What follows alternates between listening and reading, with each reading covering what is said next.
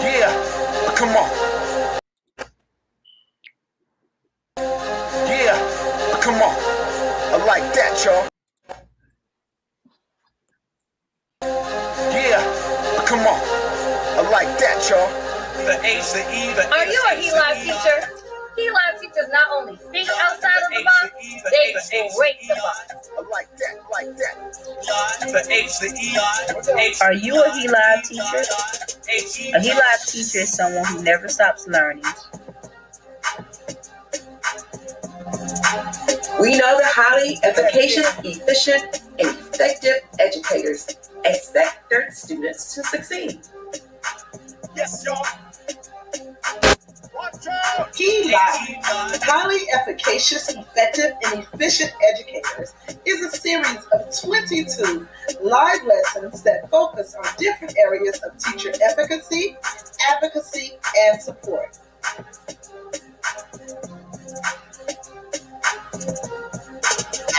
L.I.V.E teacher brings fun into the classroom. L.I.V.E teachers bring excitement to the classroom. They welcome change into their classroom. They are masters of the subject and the content that they teach. And most importantly, they never stop learning. So again, I ask, are you a L.I.V.E teacher? We're excited that you can join us and stay tuned for our upcoming L.I.V.E lessons, and we look forward to learning and growing with you. Thank you.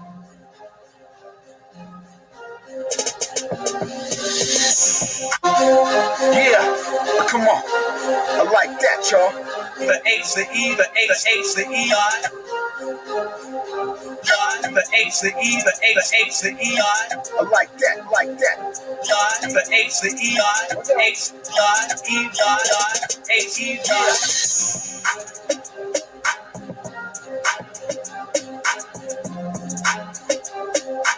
Heck yeah.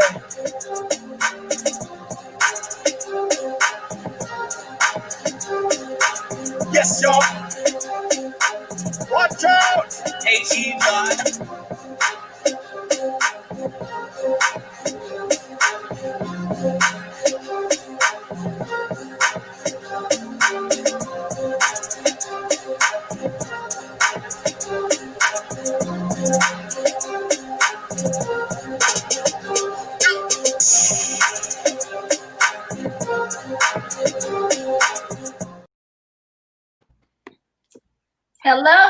Hello, everyone. Good evening and welcome to the L.I.V.E Summer Series. I'm Isis Span, bringing you greetings from Moncks Corner, South Carolina. Whether this is your first time joining us or you've been to multiple sessions, We are super, super excited that you are here tonight for our special edition of He.Live. We're going to take a trip down memory lane. We're going to talk about a few presenters that have really just captured our hearts and that we've learned tremendous lessons from, that we're going to continue to take with us on our educational journey. So sit back, relax, comment, engage.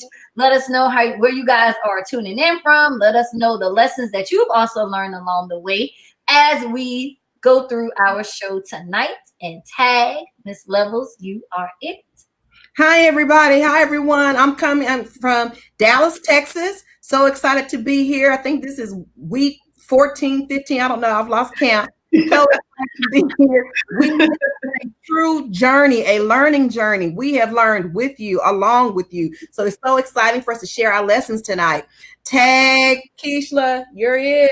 All right. Good evening, everyone. My name is Keishla Wiley, and I bring you greetings from Dallas, Texas, by way of DeSoto, Texas. I am so excited about tonight's session, you guys. We have special guests in the building, so I'm really excited about that. All right, Simone, tag, you're it. Hey, everybody. I bring you greetings from the great state of North Carolina, but I live in Maryland, so I'm excited you guys are here tonight. Welcome. Thank you for tuning in. Thank you for joining us. Tonight, our special guest is the one and only. She pushes us from behind every single time we come on with He.Live. She is the brain behind this, and we are so excited to bring the National Director of Tag, Tag, Draft. No, I don't think it's Draft, but Tag, the one and only. She didn't want me to say it. We're going to say it. The First Lady of He.Live, Johnny Cruz.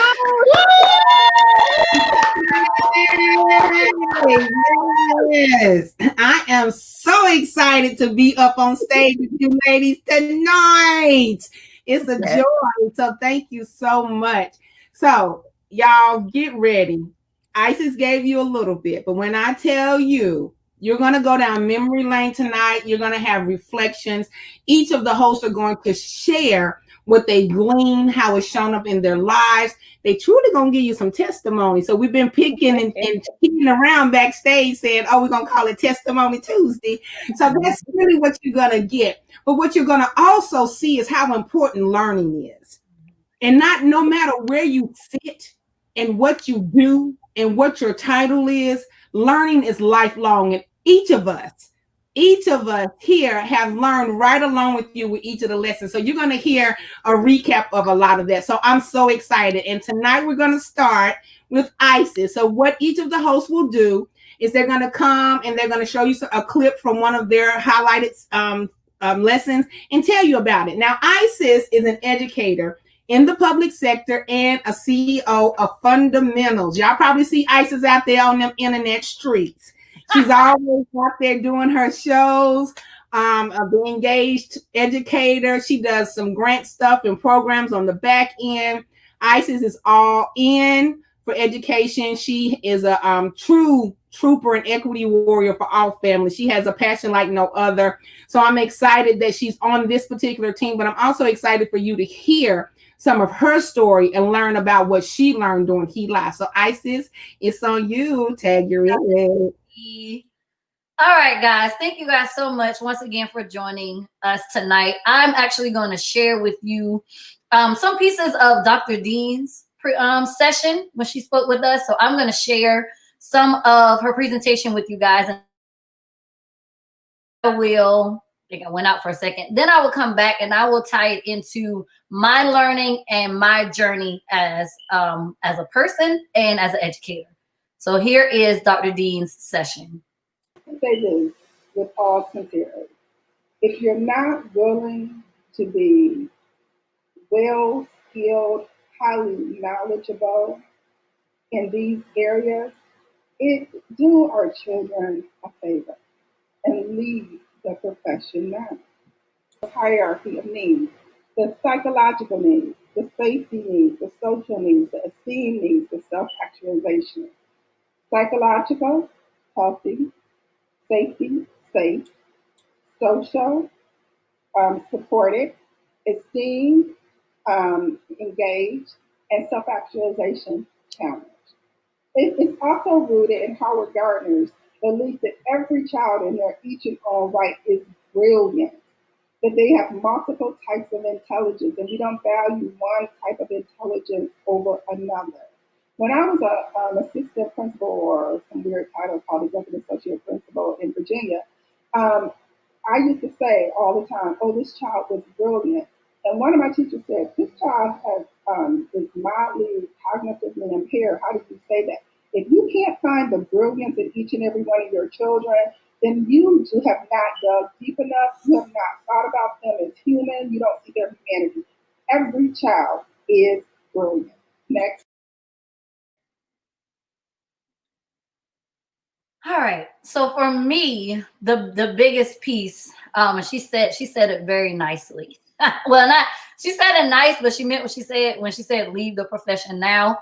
And a lot of times I say that to either teachers that have been, I'll say, in the game for a while, and they just don't look at children as children anymore, or those that chose teaching as their plan B, sometimes even plan C, and they don't really pour into children, and they don't see all children as being brilliant. They just see the circumstance instead of actually seeing the child. So I want to share with you guys a couple of images that I really thought about when Dr. Dean was sharing with us. And the first being myself when I was actually in elementary and middle school. And as you look at the images, you just see a little girl riding the train with her friends, a little girl with the SpongeBob doll, a little girl posing for a picture. But I was actually the little girl that was raised by a single mother, taken away from school by DSS to live with a family member, dealt with homelessness, slept on the floor as a middle schooler, suffered with abandonment issues, and actually lived in homes where I didn't have water or electricity. But my teachers always taught me. And something that Dr. Dean also said in her presentation that I didn't highlight in that video was that we teach children, we don't teach content. And a lot of times we get so stuck on the standards and they're not proficient and they're not where they need to be, but we don't focus on the actual child. And that's what my teachers did for me. My elementary teacher showed me how to write and showed me how to be a writer. My high school teacher taught me about discipline and taught me how to value myself. And because they did those things, I grew up to really value who I was and where I belonged in this world. And my elementary and my middle school teachers, because of what they did for me, I graduated high school. Because of that love for writing that my elementary teacher instilled in me, I was able to be a scholarship recipient and meet Dr. Maya Angelou. Because of that leadership that my high school teacher instilled in me, I graduated magna cum laude from Johnson C. Smith University. Because of the love for education that I was taught through the Children's Defense Fund, that I was taught through DTEC, I became a rising star with the United Negro College Fund. And now I get the opportunity to pour back into children. I get the opportunity to focus on the children rather than focusing heavily on the content. And then the last thing that I want to share is this image of my high school teacher. And a lot of times when people see this image, they're like, oh, is that your dad? Is that your uncle? But that's actually my high school teacher, a guy that I met when I was 12 years old, right? And he taught children. Yes, there was certain curriculum and certain things that he had to teach us, but he taught us. He saw our hearts. He saw our needs. He saw our potential. And it's so amazing to me that when my husband wanted to marry me, this is the guy, right, that he called to ask for my hand in marriage. And I'll end by saying this. When we judge fish by their ability to climb trees, we create the reality that they're stupid. Every fish, every student has the ability to swim. And as educators, we have to let them swim because climbing trees is not what they do best. So if you're listening, I think I went out again. But if you're listening and you're tuning in and you've been with us throughout all of these weeks, I hope that you really, really learned. And I hope that you're in this profession because you need to be in this profession. And just like Dr. Cece says, it's hard work. But I'll even take it further to say that it's seed work. And you may never see the fruits of that seed, but you have to be careful and know that what you're planting is going to bear fruit. So if it's negative, it's going to bear negative, poisonous fruit. But if it's positive, it'll plant fruit as like myself, somebody that can sit here and teach and learn and grow. So I thank you guys for allowing me to share my lessons learned, allowing me to share my story. And I will bring back Dr. Cece as we move forward to our next L.I.V.E team member. All right, Isis. Listen, you really, really, really brought it. And I love how you closed and said, yeah, we all know it's hard work. We've been saying that since 2014 now. But what you said is it's seed work. Mm-hmm. And I do hope that everyone here receives that word because it is seed work. And you broke it on down further to talk about what you plant is what you get. And really quickly before we go to the next L.I.V.E, I remember in my last year in the classroom back in 2013-14 school year, that song was really popular. I can't remember who sang it, but it says, I got a seed in the ground. Y'all remember that song? Right. That's my favorite. And I remember hearing that song, and what you said made me think about it because I used to hear that and I would, my soul would be glad to hear it and all that good stuff. But then my mind, God would bring to my remembrance, yeah, you do got a seed in the ground. And so does everybody else professing and declaring and decreeing that. But what kind of seed is it? Right. Because it's going to give you that harvest. Right. Of what you planted. So if it's negative, you're going to get negative. So it brought me back to centering at that moment when I used to hear that song, hear everyone really singing it and declaring it. Yeah, we got to be careful what we put out here because it's coming back. Right. Coming back. So thank you for sharing, Isis. Thank you for looking up Dr. Dean. And we're going to next bring up 30 plus year Miss Lavetta L. Levels, who served as a teacher, principal, director, assistant superintendent, and superintendent. She is currently the CEO of Higher Levels Educational Group, where she provides professional development and executive mentoring with documented outcomes and improving student academic achievement and building administrative leadership capacity. Yes, she's a bad sister. She has been in this thing, and now she's actually giving herself to those that are still in it to lead and guide them and mentor them. She's also a doctoral student at Texas A&M. She's a member of Delta Sigma Theta Sorority Incorporated, and she earned her bachelor's and master's degree at the University of North Texas. She is most proud of her two children, Leah and Lofton, and granddaughter London. So thank you so much, Ms. Levels, for bringing and highlighting our superintendent lesson because you sat in that seat. So we're really excited to see what you gleaned in your lessons from that. So you're it. Thank you, Dr. Craig, for that wonderful introduction. And yes, I do have 30 plus years experience.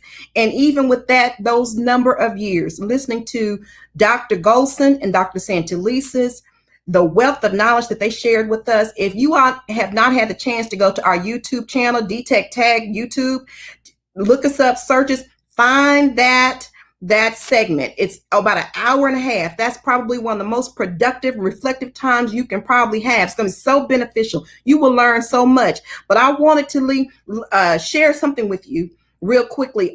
Can you go ahead and show? It's going to be 2 quick videos, and I'll come back after the 2 videos. Is going to require us asking some of those hard questions. Okay, we know that we can't ignore the elephant in the room. Elephant in the room. Right? What we gonna do? What we gonna do? What we gonna do? What we gonna do? I'm gonna tell you now. That's the question I call Sonia and say, "What we gonna do?" And what we gonna do? Monica, what we gonna do? We'd love to offer as many options as possible. But there's so many factors that go into the decisions that we all have to make. Probably one of the hardest decisions that I believe we'll be making in years to come, because you have to build in health and safety, academics, personnel, so the capacity of your workforce to provide options. So it's easy to say we'll provide a hybrid model and a virtual learning model and another model, but all of those things require the capacity of our workforce. And we can't ignore, for me, 27% of my personnel staff are in the high risk category. So I don't ignore that. As said earlier, I listen to the voice of my staff. I mean, sometimes it's not always in agreement with what maybe our community members would want us to do or what we feel is best. But there's so many factors that go into this decision. It's why we can't just flip the switch and go out in front and say, this is what we're going to do tomorrow. Right. And I hate to interrupt you because you just said something to me. And you said that 27% of your staff members are considered at risk. Two things. Number one, what do you define at risk? And that says that you wanted to know about your staff. I don't know how many superintendents can tell us the percentage of their staff members that are at risk and how are they modifying their reopening plans to accommodate those that are the at-risk staff. I'm sorry. Yeah, that's okay. Actually, I'm a data person, as you heard, math person, and so I reached out to our HR staff and our benefits office. One looked at how many employees were over the age of 55, and then what were our top 5 ailments that we tend to pay out the most financially. Dr. Santelises, tell us what we gonna do. After I finish calling Monica, I will let you know. But I do think, look, at this stage, and I had a town hall with close to 2,000 parents and community members today, right? That we had live exchange beyond our surveys. And, I will say this, that I think continuing to have honest conversations about where we are in this. And, somebody texted me today during it and said, I'm glad, you have your mama voice on today, because I did, right? There's just something that there's no need of perpetrating. Like we have a string of answers that we don't have. What we have are plans. What we have are scenarios. The goal, as Monica said, and I keep saying this, within Baltimore City, is to provide as robust a set of options for families as possible, because families are in different levels of comfort. Mm-hmm. However, it is hard work deciding what level of qualifying condition.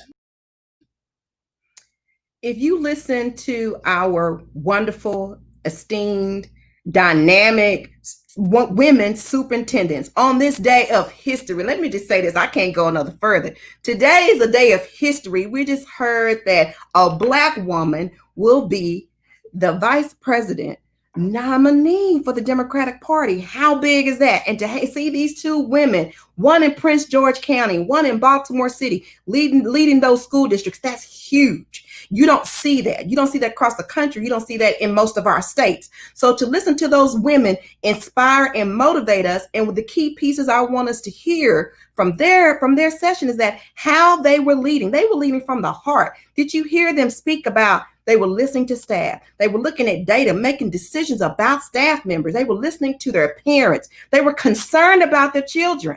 They were concerned about having viable options that students could still be academically successful. That is huge. I want you all to take the time to watch that entire segment. But I'm going to give you a few key points, and then I'm going to close because I was so inspired. I sat in that seat. It was July of 2011 when I was asked to be the interim superintendent of my school district. I struggled. I said yes because I knew somebody had to do it, and I said yes. That is a huge seat to sit in. I understand how you have to make decisions at a macro level. Often as a teacher, you're thinking, why did Dr. such and such make that decision? Why did the superintendent make that decision? Why are we having to go back? Why are we having all these options? What's going on? That seat is so huge. Please be mindful of those superintendents and those leaders in your school districts and even your school board members, they're having to consider everything. And if you listen to Dr. Santelises further, she says we are living in the most critical case study ever in the history of time. We are living in a case study. So understand, but these two ladies shared with you how they were making decisions. They were making decisions based upon what was best for their staff, what was best for their children, what was best for the community, and they continually communicated. Dr. Santelises shared that she was still having live engagement after the survey. Every school district has done a survey. They did parents, students, community, staff, everybody did a survey. Dr. Santelises took it another step further. She did a live exchange with her parents. She wanted to hear them. And I thought it was also interesting that her staff members noticed that she turned into that mama. That's important. That mother ear was there, and that mother and that care was there. So know that when your superintendents are sitting in that seat and they're having to lead in uncertain times, please understand when you have someone that's leading from the heart and they are embracing the fact that they're vulnerable. Both of those ladies shared with you. They were very transparent. We don't know if this is going to work, but this is what we're doing. They displayed courage. Anyone who is a leader in this time, from a principal, even a teacher, all educators are leaders right now because we were not trained to do the work that we are doing right now. Okay. So please, hats off to all the educators, administrators, principals, building principals, administrators, superintendents, everybody. We are all displaying a high level of courage right now. But they were also great listeners. These are key characteristics of outstanding, effective leaders. So I had to share that with you. I sat in that seat. I've made some good decisions some days, and some days I didn't. But it was all based upon my heart and what I felt was best for our children, for our community, for our parents, and ultimately for our entire city. Because we know that in a school district, the school district is going to lead the city. I'm going to tell you two things and I'm out. Relationships before rigor. Always understand that that's first. You can't, as a teacher, expect to have rigor if you have not developed that relationship. Same thing goes with the superintendent. Grace before grades. Make sure that you understand, especially right now in this pandemic, we need grace. Give the children grace. Do not expect something from children and teachers and staff members if you cannot bestow it yourself. Understand about the grace, patience. It's important to have patience, and of course, love. The last one is always last. Always love. It's first and it's last. So those are the lessons that I've learned from those two wonderful women. Again, I encourage you, take the time, watch that hour and a half video on DTech Tag YouTube. I'm gonna bring back Dr. Craig, and she's gonna introduce my next L.I.V.E crew member. Yes, but before moving on, I want to thank you. Thank you for your many, many years of service. Thank you for your leadership, and thank you for lifting that conversation. You know, I've been in education since 1996, and to even have superintendents on this platform with us was a blessing. I think that was a sign of humility. I think that was a sign of care. It showed who they were as people to even say yes, because in this pandemic and everything they're having to do, they're extremely busy.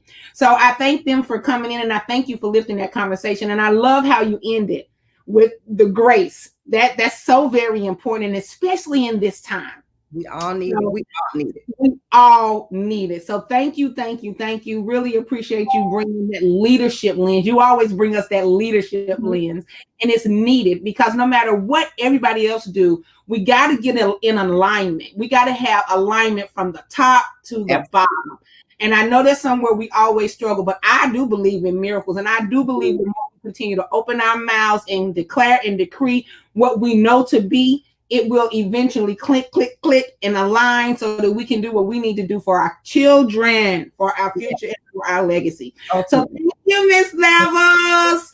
Appreciate you. Next, we're going to be bringing up Miss Keishla Wiley. Principal Wiley, welcome, welcome. So glad you're here. Thank you for everything that you're doing in this season as well. Keishla brings 21 years of educational experience to her role as a principal in Dallas, Texas. Having served as a teacher, instructional coach, and administrator, Wiley has a track record of demonstrating success and achievement as evidenced in her recognition as a Campus Teacher of the Year, a DR National Association of Black School Educators Teacher of the Year finalist, and as a Dallas ISD Principal of the Year Principal's Choice Award recipient. Okay, Principal Wiley, we see through her work as an educator, Keishla has provided educational leadership by clarifying objectives, identifying problems, and establishing priorities while developing strategies and evaluating progress.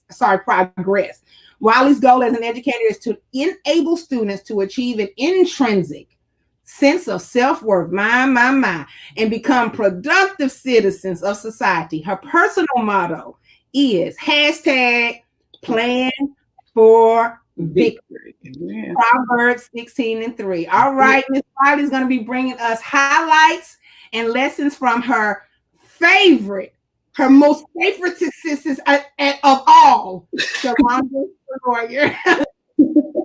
All right, well, good evening again, everyone, and I'm glad to be here. And like Dr. Craig said, I have the opportunity to share this clip with you, and it's from one of my favorite people. Her name is Shalonda Savoya. And so we're talking about lessons learned. So I'm going to let this clip roll, and then I'll come back and share with you my lesson learned.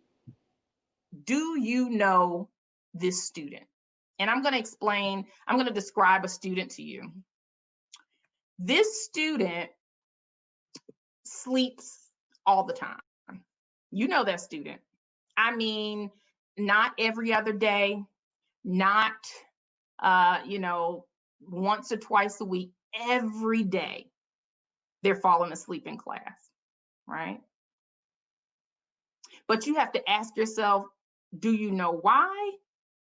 Or are you simply responding to that student? So I'm going to tell you about a student, and she used to fall asleep in class every day, and her teacher never embarrassed her. She never said, well, clearly you don't care. You need to wake up. She would quietly go over and say, you got to wake up.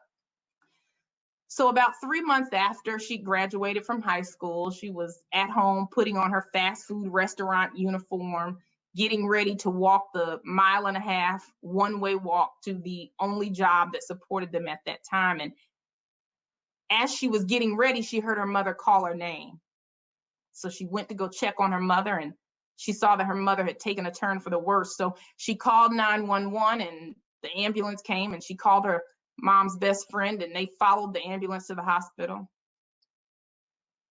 She watched them pull her mother out of the ambulance and waited in the waiting room. And after about 20 minutes, the doctor came out and said, I am so sorry, but your mother has passed away. And as she stood in that waiting room, her mother's best friend looked at her and said, well, where do you want to go? But where do you go when your whole world has just fallen apart in the space of 20 minutes? Where do you go when life as you know it no longer exists? She looked at her mother's best friend and said, please take me back to school. That girl was me. And I never understood why I wanted to go back to a school where I'd graduated 3 months before, until I heard Dr. Wong talk about the importance of consistency and procedures. And what I realized was that in a moment where I didn't even know how I was going to take my next breath, all I knew was that I wanted to be in a place where I knew people loved me and where I didn't have to figure out anything in that moment. Okay. I didn't know I was coming back this soon. I was trying to, okay. Whew, let me pull it together, y'all. Hold on a second. All right, so lessons learned, right? The year, mine did actually start this summer. It started in 2015 when I first heard Shalonda share her story of, do you know this student? So we were in Florida. I was there by myself. And up until that time, I had been a leader, but I had not been a leader that was confident, right? So it wasn't until she spoke, and she spoke in 2015, and I had lost my mother in 2014. So that was the one connection, the connector, when she was, referring to her mother. But the other was, do you know this student? So there had been several opportunities for me to grow as a leader or for me to advance as a leader, but I would shy away from that, because as an individual, and I'm going to make myself very vulnerable on this stage right now, on this platform. I had been told that because of my looks, that I would not be able to be, I'm sorry. Okay, I'm going to get it. Hold on. That I wouldn't be able to be an administrator. So I wasn't sad about that. I just believed it. I was like, you're never going to be, a leader that stands out front because you don't have the look. I heard that from a former pastor. I heard that from a former principal. So I believed it. Okay. And I was that student, the student. So I held back on my leadership skills. Simone told me, take my time, girl, So, but when I heard Shalonda speak in 2015, it inspired me. It gave me, it inspired me to reach my leadership potential, if you will. So since then, I've been on what I call the fast track. And I promise, and she doesn't even know this, like right after that, the next year I was named principal. I had never been an assistant principal, y'all, but I was named a principal of an elementary school the next year. In addition to that, I was named principal of the year that same year. Right after that, I was invited to speak at a few national professional developments, and there were just so many other opportunities that God opened the door for me to experience. But it all came as a result of having the confidence to be that leader, and so I was inspired with that confidence by Shalonda Soroya. So Shalonda, I know you've heard me say it, but I just want to tell you thank you. Thank you again. You never know whose life you're touching and inspiring, whose lessons, who are learning lessons from you. And so for that, I am grateful. And that's my story. That's her story, and she's sticking to it. We thank you, Keishla. We thank you for sharing your testimony, because it's more than a story. That is a testimony. And I know without a shadow of a doubt that your vulnerability and your transparency has helped the many souls tonight. And anybody that'll come back and listen to this, because there's so many with leadership capabilities that have been called, equipped to lead, but because of something somebody said, it killed their spirit. It snuffled their spirit. So I'm glad Shalonda could reignite that fire for you. I'm glad that we're all in this community together, and you are out here leading that change, Principal Wiley. So we look forward to everything that's coming. Again, thank you, Shalonda. You always bring the fire for us and all the presenters.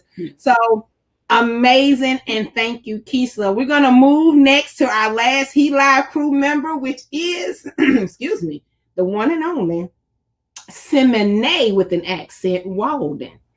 Yeah, Simone has been recognized as a distinguished educator throughout her 15 years of teaching in urban and rural communities. I love that she has experience in both. She helps to establish and maintain positive professional relationships with school leaders, colleagues, students, and families.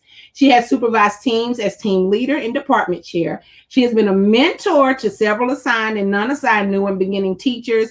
After relocating to Maryland, she found a new love for the subject she teaches and started writing and publishing her own books. She now helps others, new and novice authors, craft and publish their stories after years of being silenced.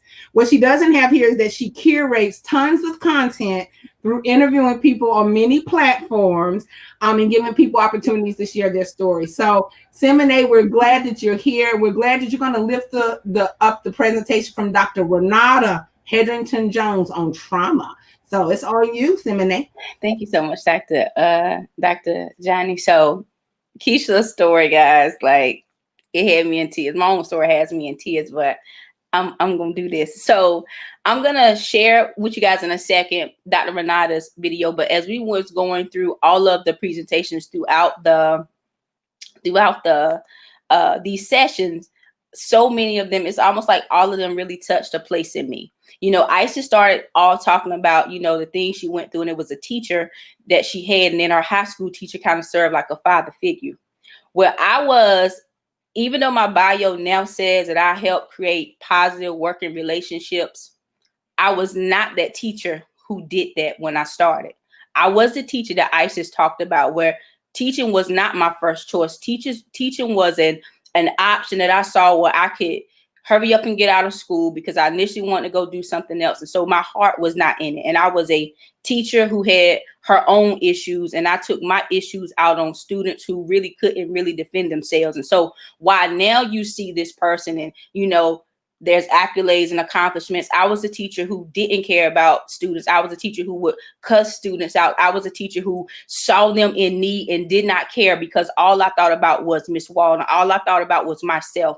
And because I had my own trauma that I never dealt with, I would take it out on them. And Dr. Renata talked about that. And so I'm going to share with you guys just something as far as like your trauma that you can do, because at the end, she talks about us being a family, and we are. And you see all of us come together week after week because we really operate as a family. We allow each other to pull on our strengths, and then we go forth and do it. And so I'm going to show Dr. Renata's video, and then I'm gonna come back up and I'm gonna round it off, because at the end of the day, if we don't support each other, you have trauma over top of trauma over top of trauma, and nobody gets healed. Have to listen that what separate and divide human services professionals, because in the school, we're all one family. We're all one family. That's not your student or her student or his student. Those are our students, because our students make up our world and they're going to our communities. And we have to address this issue now. And the pandemic has given us another arena to focus.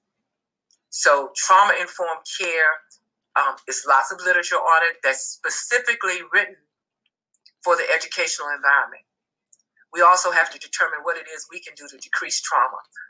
As an older student, because I'm going to be learning and learning and learning, I have my doctorate, my master's, and I'm working on my second master's, just so that I keep in the know and I'll know what's going on. But we have to decrease trauma. And part of that is, I don't know what happened to recess. Recess is when children got to play and be kids. Now that's not really happening, but it also is an outlet for those behaviors. We need to collaborate with the systems. We need to know the police, the judicial system, mental health, and private all need to work together in impacting the change we need with marginalized populations. It used to be people were really safe and secure in saying that the marginalized, disenfranchised, ignored people were just African Americans. That is not so much the case now. If you have a problem, a mental health problem, there are discriminatory practices that are always in place. Trauma is one of the most prevalent issues in our society now. Our children need the support. Our teachers need the support. And once we solve that issue, then we can talk about academic achievement and success. Because right now, it's like we're in gray water. And no one is acknowledging the fact that we expect teachers to work miracles without the magic wand. And so part of the magic wand, or a piece of the magic wand, is informing, training, and supporting. And so I was that teacher that was in gray water. And when I came to Maryland, I was literally escaping for my own personal life. And coming here, looking at when Dr. Renata talked about working together, I remember I started a sharing table in my classroom because of one of the older colleagues she used to do. We had free and reduced lunch. And so, you know, the students would throw it in the trash. And so we didn't want them to throw it in the trash because the program was going away. So they would bring the lunch, their breakfast to the classroom.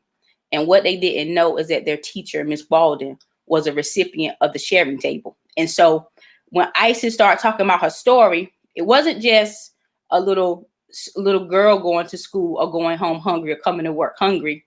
I was that teacher who was coming to work hungry.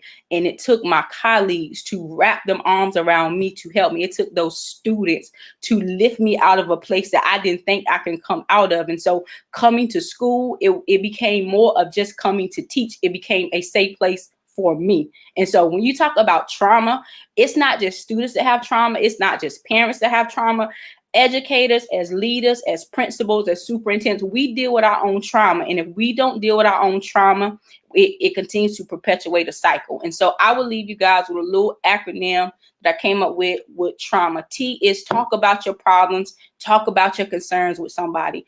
R, relationship skills. That is one of the competencies for social emotional learners. And I'm really big on social emotional learning, but I'm also bigger on spiritually equipped leaders and learners. And that's what I try to instill in those students, everyone that I teach. A is ask for help. When you feel like you're falling apart, go to somebody and ask them for help.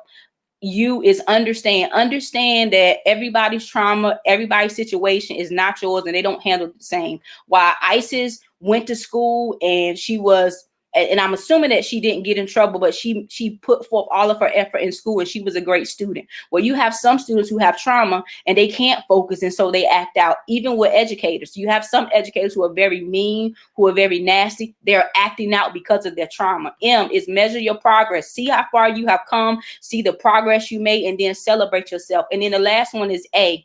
Always pay it forward. When you come out of the pit that you were in, then you go back and you pay it forward and you become the educator. You be highly efficacious and effective and efficient to go and help somebody else. So I am so thankful for this L.I.V.E team. Shout out to Miss Bettina Pope. Miss Bettina Pope was my high school English teacher. And so for God to bring it all full circle, I'm just grateful and I'm just thankful. And so thank you guys for tuning in to L.I.V.E. Thank you to all the presenters, because each one of you have poured something into me. And I'm going to go back to school virtually first as a better educator than I was. So thank you guys so much. Thank you, Simone. Thank you so much. I really love how you broke down trauma. You have to share that acronym. You got to put it in the comments for us later. But it's real. And trauma is real. And if you don't know about ACEs, adverse childhood experiences, you need to know about that as an educator, as a community member, as a parent, because it all aligns to trauma. And trauma shows up differently for everyone. And I love how you talked about it being cyclic, like for the educator that has the trauma. And it is, because that's part of my story, my testimony. I was a hot mess. I could teach. I had good instructional strategies. I had some good best practices, but me as a person was a hot mess. And it wasn't until I transformed from the inside out that's actually when education is a heart matter was birthed out of me, because I had to live it. I had to transform. I had to be different and move different. So I love how you broke that down. And I love how you shifted the perspective of how in the school the children have needs, but we can't forget about the teachers. Yeah. I know I've worked with teachers that's been in some really difficult situations, right? Yeah. A lot. I mean, it could be food, it could be shelter, it could be abusive relationships, it can be all kinds of things. And so as we go back into this virtual setting, right, keep your eyes open for your co-workers as well. Yeah. Because some of them will need supports. Y'all, we've been in this pandemic, been in all of these demics with all kinds of things, and people are not the same, and everybody is not okay. Okay, so let's just take what Simone said about trauma and let's move that into this virtual world that we're going into, so that we can be even better supports from one another. Though we can't physically touch, we still can move in spirit together. So let's attune and get together and move on one accord. So now we're going to bring back all of the yes. So we're going to move to another part. We're still going to be reflecting, but we're going to do it in our own way. So y'all know I'm so excited. So we really have been learning, and what you're going to see next is how we've taken some of our learnings from a couple presenters and actually applied it and created how we're going to highlight the next the rest of our presenters that's actually been on the show already. Please note, this ain't over until August 27th. You have more presenters coming, but we wanted to pause for a second and reflect and say thank you. So, hey, the Bitmoji. Yeah, we're taking all of our learnings. We're taking them all. So we're going to talk about talk about all of our presenters in a different way. So next up, I believe, is Isis is first. Yeah, absolutely. So we want to highlight everyone that has poured into us during the summertime. I am highlighting first Dr. Covington. I also met her in 2015 when I first became a tag participant, level 1 tag participant And she has just always been authentic, genuine. And I will say that both of these ladies are my Southern sisters, Georgia and Tennessee representing. But I love that she came through and she gave us the ABCs of how to effectively engage. I love that she was highly engaged with her staff, her students, and I've learned a lot from that presentation. So thank you, Dr. Covington, for that. And then with Miss Green, she really spoke to us about those ESL, ELL. We have a lot of different acronyms for them, but those students that are learning English, those families that are learning English as their second language. And she really spoke to us about how to engage more with them, how to be effective, how to be highly efficacious, right? So I wanted to take the time to thank both of these ladies for everything that they taught us during our L.I.V.E Summer Learning Series. And Miss Levels, you're up next. Well, I had the distinct privilege of sharing about 3 of our previous presenters. First, I'm going to start with Tia. Tia is a fun-loving educator. I mean, when you see Tia and she's working with her daughter and she's cooking, you can't help but stop what you're doing. You want to always hear what Tia's doing. And so she shared with us cooking in the classroom. She talked about how you can utilize cooking, and you can focus on math, you can focus on science, measurement. And so she actually had her daughter with her, and they demonstrated and they cooked there in her kitchen. She talked about how to get this involved. She has several books that are out there. So Google Tia Gilliam Wilson, you can get her books. But what I love the most about Tia is one of our previous DTAC tag teachers, and she has grown so much. She was one of my teachers, so I'm excited to see her grow, and it just motivates me to see what she has done. She has just totally exponentially grown off the planet with her teaching skills and her classroom skills, her instructional skills, and her confidence. So shout out to Tia. I'm not sure if she's watching us right now, but shout out to Tia. Also, let me share with you about Dr. Jennifer McMillan. Dr. Jennifer McMillan is a fellow Texan out of Fort Worth, Texas. She is a math guru, a math specialist, and her area of expertise is instructional arrangements, instructional techniques, and strategies. So she shared with us about how to have fun in a virtual classroom. And so some of these apps and some of these techniques we are doing just today, she talked about using Bitmojis in the classroom. She talked about having a virtual classroom. So as we are listening and presenting with you, we are learning. Not only are we learning, we are applying. So yes, we've had our own little hands involved in creating our virtual presentation tonight. So we're excited. We want to model that for you. We want you to know that it is important to continue your professional development as long as you're in education. As if you're an advocate, if you're an elected official, it's important for you to continue your professional development around education. And Dr. Hedgerton Jones mentioned that she was an older student. Let me tell you, I'm an older student. I'm a doctoral student at this 50-some plus age, and I have not stopped learning. I'm still in this game. So I'm inspired and motivated by all of you, what you are doing. And thank you for continually pushing me. I get to close out with one of my most famous persons that I just love so much. They know it's personal between me and Kafele. It's real personal. Principal Kafele, Barutu Kafele. Oh my goodness. He was our first speaker after we brought in the draft executive team to come in, kind of lead us. They kind of did the little intros. Then we had to bring in a heavy hitter. Oh my God. And I'm saying this to say, when Principal Kafele came in and we rehearsed with him and we showed him about how we do things, the L.I.V.E crew, how about he started that same night? So we following him the last few months with his free online aspiring principals training on Twitter. We taught him how to do that. How about that? So L.I.V.E continues, and we are virtually learning. We're excited that we were able to show someone at his level how to continue professional development. And I'm gonna give you a quick little plug, Dr. Principal Kafele. He is doing his training, and I've already shared with you all. I started with Principal Kafele some years ago when he started talking about how to work with parents, and he sold me then some about 15 years ago. But he's continued his work with the aspiring principal. If you don't have these books in your library, please do. And the most recent one again is the assistant principal. He is live. He is it's been so successful. He's continuing his online Twitter Aspiring Principal Academy to the end of the school, to the end of the calendar year, all the way to the end of December. So join him on Twitter every Saturday morning. Again, Principal Cathele taught us about what's important, about understanding about being a great leader and the characteristics of an effective leader. So check him out. But again, thank you. Those are my people. Tag Keisha, you're it. All right. Well, hello again, everyone.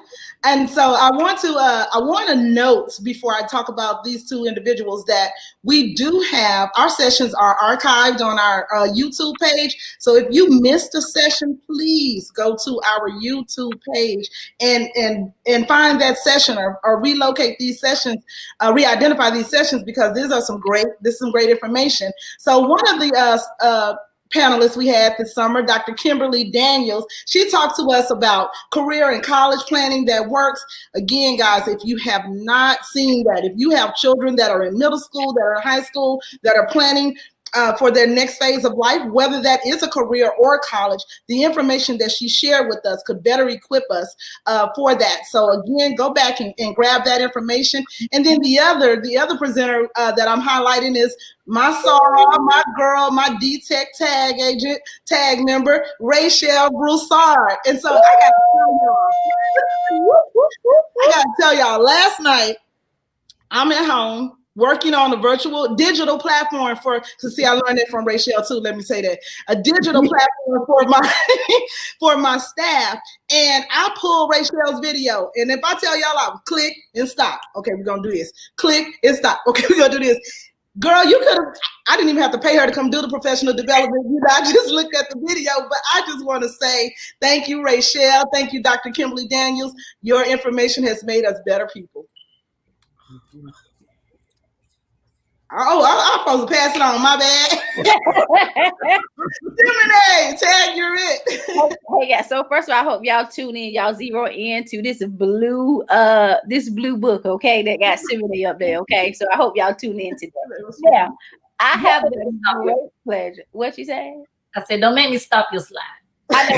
I think I'm up here because of affirmative action, but praise the Lord while I'm up here. So listen, I'm L.I.V.E crew. The first person I'm going to shout out is Mr. Brian. And I'm not sure if you're listening, Brian, but we had so much fun with you. It was really a pleasure to have you come on to talk about technology. I learned about menti.com, and so your session was very interactive, and we thank you so much for doing that. Yvette, she's one of my really good friends. She talked about heart issues, and it kind of aligned a lot with what Dr. Dean talked about and what Dr. Renata talked about, but she talked about the heart issues. And Dr. Ross, she closed us out last week talking about health and education equity. And so I'm just so grateful and thankful for these amazing presenters. And to all of you who presented, thank you so much. We appreciate you. We have learned much. And then the ones that's coming to close us out, stay tuned and come back. So I'm going to turn it back over. I call her the First Lady of L.I.V.E, but you heard her when she was declaring and decreeing and say, listen, you got to get yourself right. So Dr. Johnny Cruz Craig. No, listen, I have learned so much. And I tell you, Keisha has blessed us. We were talking and planning, and we were talking about how we were going to present and highlight everyone that's been on this show thus far. And so, we had ideas, and she was like, we could do. I said, well, what if we do the Google Classroom? So here she goes. She gave us, y'all. She led us. She gave us 12 slides to choose from, a template. And I tell you, I got so geeked out last night. I was trying to figure this thing out because I've been wanting to learn. And so I built my Bitmoji. And then I have to shout out Rosalind Stewart, who is a fake L.I.V.E watcher. Our Bitmojis, and I was like, we sent it to Miss Stewart, and she got us right. And then I was laying in the bed, and what did I get? An email with our group Bitmoji. I was like, I am absolutely done. So it was amazing, and being able to use these tools, it really fuels me. It fuels all of us, but I really love learning. So I'm going to go into my rest of the highlights. So I'll highlight the rest of the people that have not been highlighted. Y'all can see my little classroom here. We got the Delta Academy. You see this here. We're at the Delta Research Educational Foundation Academy. We had Dr. Ebony White, who was with us, and she talked about mental health and trauma in the classroom. Yeah. That is such a needed narrative, and she does an amazing job breaking it down and helping us to understand that continuum, and that either of us could go to either part of that continuum at any time because of any type of trauma. So very important discussion, and it helps teachers to further shift their perspectives and see through different lenses in regards to mental health and trauma and how it shows up in the classroom. Then she actually led the youth panel for us, where we had some amazing students to come from elementary, middle, high, and college. And we had a very fruitful, open discussion with them, and to hear their voice was refreshing. And I think everybody walked away with like a lens that we don't normally have, because who really sits around and bring children together and listen to them, right? But guess what? We need to do more of that, because their voice matters, and it matters a lot. Next, we had Jennifer J.J. Jones, Dr. Maria Dixon, and Dr. Kimio Williams, who brought us a panel on research. What is research? So they talked about what research was, how they served in those fields, and the All of Us Research Program. So for those of you that's familiar or not, go out to www.joinallofus.org/DREF and learn more about that program. And we also had early on in the summer, Dr. Candace Wyatt Boyd, and she surely brought us some good information on being a STEAMer. She talked about STEM. She talked about artificial intelligence in the classroom. And she basically got all of us to understand that we are STEAMers. And she broke down what that was, what it looked like, and furthermore, what we can continue to do in regards to getting our children set up for that whole mindset of STEAM and STEM. So we are grateful for that information. And then the last one that I'll highlight here is the Grand Families panel that we did last week with Dr. Martha S. Lou Stewart and Kenneth Barnes from Omega Psi Phi. And that conversation is still a growing narrative that's very important, because grandparents have such a major role in kin careship and showing up in families. And so we have to start to talk about it more, to even start seeing it with a different lens, because they need supports. Right. That's the bottom line. We have supports and we have all these other groups that we talk about a lot, but we have to start raising up the grandparents and the grand families, because many are standing in the gap and some truly don't know which way to go or where the resources are. So we have to stand in the gap for that. So that was all of our L.I.V.E presenters up to this point. You're going to hear about what is to come on Thursday, and we have some next week, and we're in and out on August the 27th. So don't leave us. Don't leave us. Come back here on Tuesdays and Thursdays until the end of August. So thanks everyone here for highlighting the presenters and letting everybody know we really appreciate our L.I.V.E presenters and your time and your talents and your gifts. You really have helped so many people. All right. So now we're going to move to we're going to go into the BYOV. Y'all know what that is. Hashtag BYOV. Bring your own voice. So we want you to give us any questions that you may have for us. It can be around anything. It can be from L.I.V.E backstage production part of it. It can be about some of the lessons that's brought forth. It can be about anything with the virtual classroom. If we don't have answers, we'll sure try to go get some and bring them back if we cannot entertain them now. So we're going to start with our first question here. And it reads, and this is for any of the L.I.V.E crew. What are some suggestions that you can make for an aspiring leader? Anybody? Oh, I can answer that. One of the things that I would like to really encourage anyone that's aspiring, I think, well, Keishla, do you want to respond to that one? I can do a different one. You're good? Okay. So inspiring, and the reason I asked Keishla is because she's currently in that seat. And so her journey is a little bit more recent than my journey. I served as an administrator more than half of my career. And so anyone that wants to be a leader, first of all, if that's what you aspire, do it. Don't let anyone else tell you that you can't do it. Just do it. Always prepare. Stay relevant. Look around. Find someone that you see that you feel is an effective leader, someone that's leading in the way. You initiate a relationship if you don't know that person. and say, can I learn from you? I'd like to maybe come to your school, come to your office. I'd like to see what you are doing so that I can learn. Shoot them an email, shoot them a text. Try to get to know people. There are very successful administrators around you. Find one or two that you think you can learn from, and they will be more than happy. But one of the things the superintendent said in our previous session is that they really don't have time to do one-on-one as a superintendent with a lot of mentors. So if you're looking at a superintendent, their plates are extremely full. So find someone that's probably a closer reach to you, a principal, assistant principal, someone in central office, and then see, and then if you're in that position currently and it is a superintendent, maybe that person does have time. But find you a good mentor and stay relevant, continue with your professional development. And if I can add here, some suggestions I have for an aspiring leader is don't give up, and don't, Keisha shared about how her fire was put out because of comments. Don't let anybody tell you who you are and what you've been called to. If you know that you have been called to be a leader and you're an aspiring leader and that's part of your vision, equip yourself and act like it's already done. You go to YouTube and find you some videos. Principal Kafele is one of the best resources out there right now for this. Lock in. Yeah. Find other resources. Read. Look at current articles. Keep yourself in the know. And guess what? I gotta say it. Get the egos out the way. And there's no room for egos in anywhere really, but especially not in education as any type of leader. Because what it does is it derails the vision and it hurts the children at the end of the day. So that's my 2 cents. Right. Great. So we have another question. What suggestions do you have to help teachers feel supported and appreciated? And I'll start answering this question because this has been a part of my study, and I've actually created a 21-day journal/handbook specifically for principals. And I haven't shared that idea with much people, but I created it because ineffective leadership drove me out of the classroom.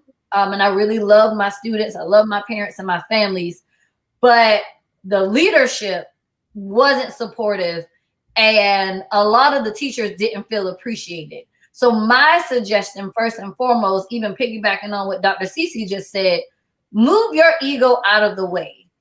If you see a teacher and they are really trying to learn and grow, stop thinking that they're coming after your position. Because one principal, one superintendent cannot save the 8 million Black children right now that are falling behind in reading and writing and math and all the different areas, self-esteem, all those different things. So you have to make sure that you're okay and you're comfortable enough in your skin to give them a book, to give them an article, to help them continue to learn and develop.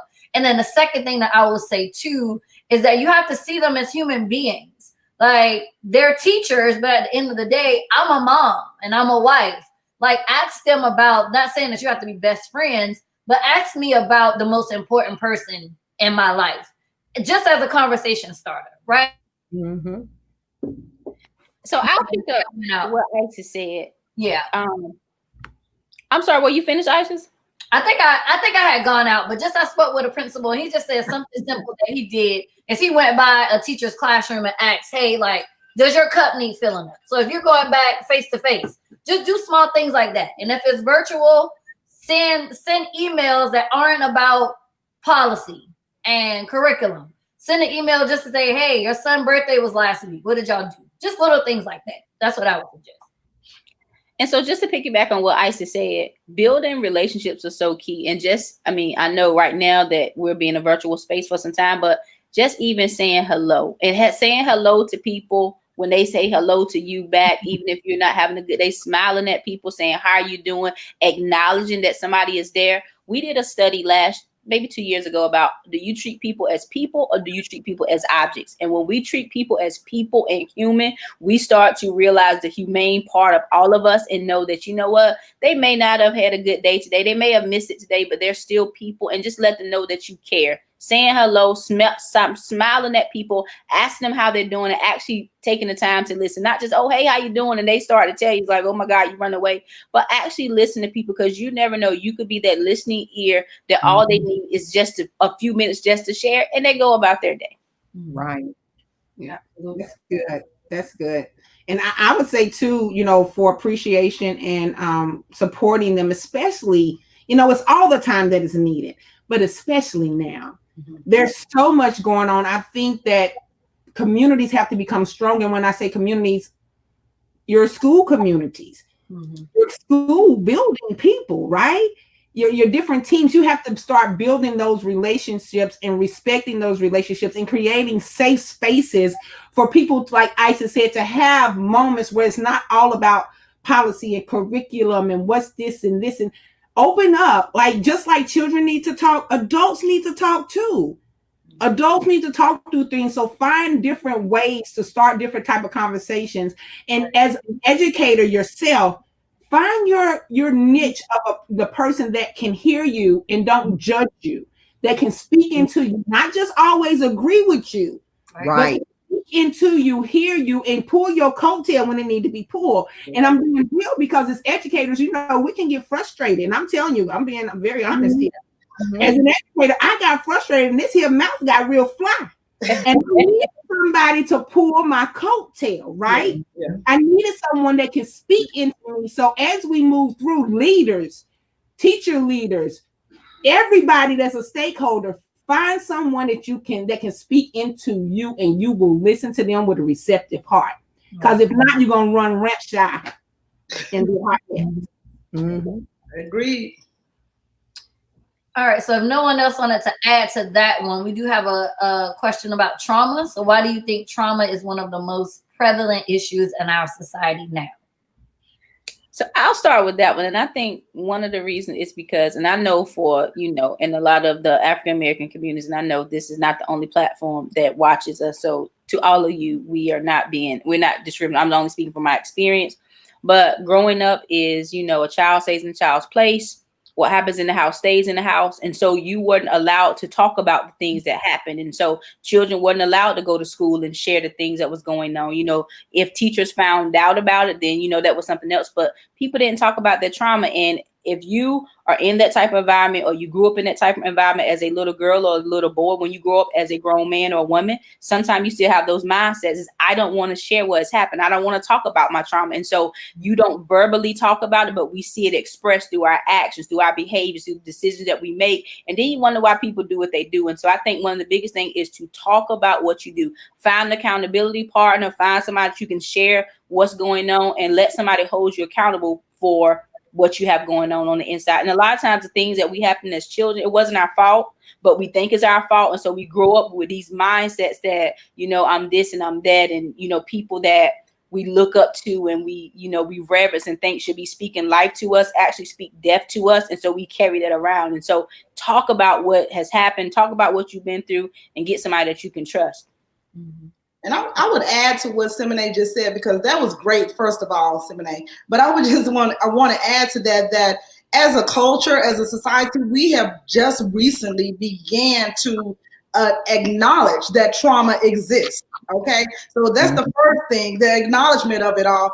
And so now that we have that acknowledgement, you still have those that are resistant to, that's just them. No, this person is really experiencing trauma. They're experiencing mental health or whatever the situation may be. Even going through the pandemic right now, you know, what do we do? Do we go to work? Do we stay at home? Do we keep our kids at home? Do we, you know, all of those things can be traumatic for an individual, but it's just here recently, and I'm not talking about 2020. I mean, in the last 5 to 10 years that we've even began to acknowledge that trauma exists in our community. So that's the first thing. And once that acknowledgement has been made, then we can begin to carry out the steps of seeking treatment for that trauma. Right. Thus, L.I.V.E and all the services. And I think that is so important. I mean, Keishla, you said a huge thing around this whole pandemic. I think that while all these things have existed, the pandemic completely slowed us down and it forced us to deal with the things that we've been able to sweep under the rug. We've been able to say, we're okay. We kept moving so fast that we were able to push around it, not through it, but around it. We ignored it. We circumvented the real issues. But the pandemic forced us to have to deal with it. The whole George Floyd issue, it really brought back to life that a lot of people of color have experienced and we've known forever, all of our lives. For some reason, it was not out in the majority of our community, and people, they felt safe enough to ignore. But with that brought the reality of what the trauma of what a lot of our people of color have been dealing with on a regular basis, daily, on a regular basis, that how we as mothers of Black boys have been afraid our boys may leave the house, how we have to teach 10 and 2, how we have to teach them how to deal with police officers. Those types of things a lot of cultures have not had to deal with. But now that whole episode has brought a reality to people who've never had to deal with that. And so the compassion that has been out there, we've shared that trauma, and they have been able to understand better. So yes, that's why it is important, because the trauma has been revealed, it's been pulled off, is no longer hidden, and we are going to deal with it because we are deciding that now, today we got time. Absolutely. And to sort of bring this conversation, the question was, why is it so prevalent? It's because I think everybody said everything that's going on is layered. And right now the layers are being peeled back. Everything is being exposed. And guess what? None of us can heal until we face what we didn't want to reveal. So things are being exposed and revealed right now. And all of these different traumas that we suppressed are now we're having to deal with because of society and what's really going on. And because I think this is another big piece of it, because things are happening back to back to back to back to back, it is becoming like a bubbling up. But I don't see it as a negative. I see it as a positive, and I see it as divine healing. I see it as divine deliverance, and I know that we're gonna be all right. Right. Okay, Come through, Kayla Moore. What you know about That's the Chai treatment version. Right. Oh, I'm sorry. Okay, now I'm revealing. Yes. So this was really good. So I know we normally do our winners, but we're not doing the wheel on today. We'll do it on Thursday, if that's what I'm understanding. So at this time, Isis will sort of tell you what's coming up for Thursday, and then I'll sort of come back and set some things up for you, and we're going to close out if there's no more questions. Alrighty, yeah. So we'll close out tonight, guys. On Thursday, we do have a wonderful, wonderful speaker coming up to Miss Denise Harrison. Sorry guys, I'm just so full. Y'all know how my brain get when I'm full. That will be coming to talk to us about the coding in songs. So I'm truly excited for this because I'm an educator and I love using music in my classroom. So I'm excited to hear about how she'll teach and how she'll bring all of those things together for us. So I will bring Dr. Cece back up, and she will speak to us about how we are going to wrap up the show for tonight. Yes, I wanted to take an opportunity to share with you what's going on with the DREF. DREF, is the Delta Research and Education Foundation, which is DREF. Because of DREF, we are. If it wasn't for DREF, it wouldn't be a DTEC or a TAG or a L.I.V.E or any of that. So DREF is actually having a fundraiser on August the 22nd. It's going to actually be a virtual party with a purpose. It's already been announced, it's out there, and y'all, it's going amazing. So I wanted to make sure that we brought this to our L.I.V.E loyal listeners that show up with us. So I'm going to show you a quick video of the development committee, the person who's leading this effort, who is a board member at DREF, so that you can learn a bit more about what's coming up.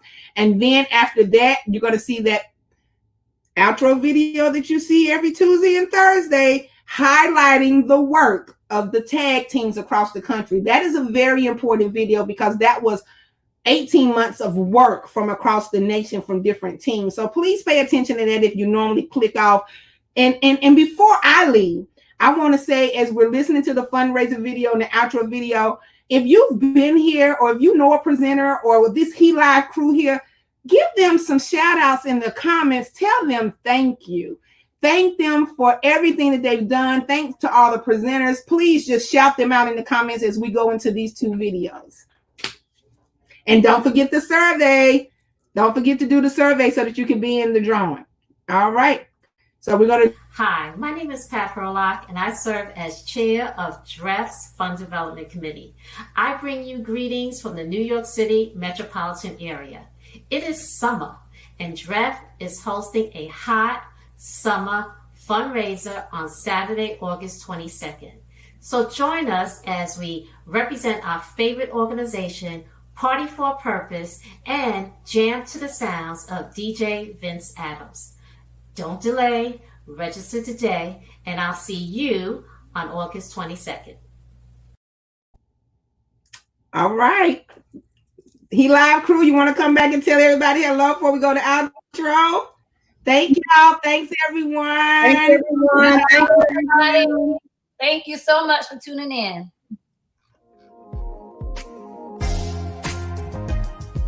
We got to fight against them, but we need numbers. We need to show up at school board meetings. We need to show up at county commissioner meetings. We need to have someone on the agenda to talk and know what they're talking about to advocate.